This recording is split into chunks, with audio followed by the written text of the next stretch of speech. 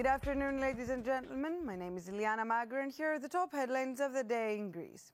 Greece has announced a new national strategy to combat mounting water scarcity as Prime Minister Kyriakos Mitsotakis chaired a high-level meeting to outline the government's response to what officials called an urgent and escalating crisis.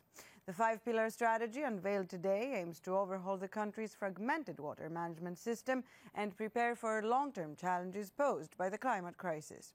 According to data presented during the meeting, Greece currently ranks 19th globally in terms of water stress.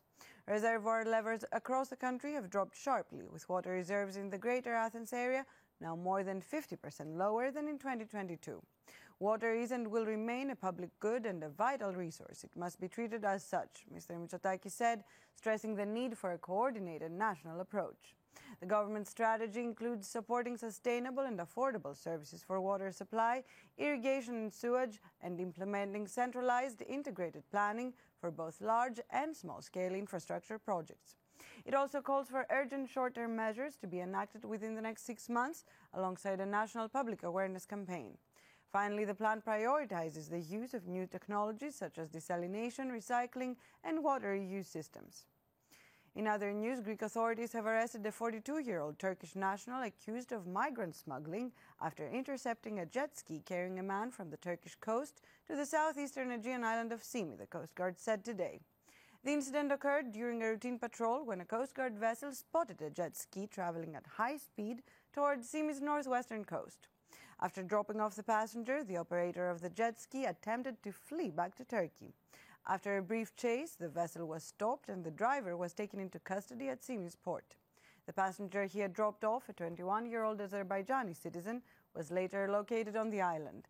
He told officials he had paid 2,000 euros for the journey and identified the Turkish national as the smuggler.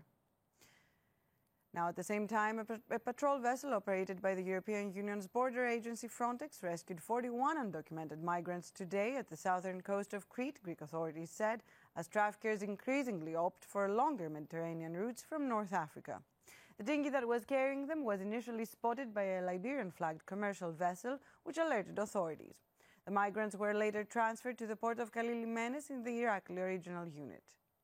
Now, firefighters continued to battle scattered hotspots in the Corinthia region today, a day after a major wildfire forced evacuations and burned through large areas of forest in the mountainous Peloponnese. The blaze, which broke out yesterday afternoon, was in recession by the early morning, but crews remained on the ground to prevent flare-ups. At least 25 houses incurred damages in the village of Castagna, one of the several communities evacuated last night. Residents described a rapid escalation of the fire as it approached the village.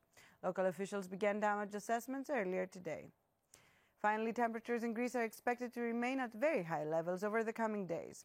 According to the updated emergency weather deterioration bulletin issued by the Hellenic National Meteorological Service, the minimum temperature in urban areas will be around 29 degrees Celsius, while the maximum will be around 43 degrees Celsius in Thessaly, 42 in Athens, 40 in Thessaloniki and the Aegean, Dodecanese and Ionian Islands, so make sure to stay hydrated.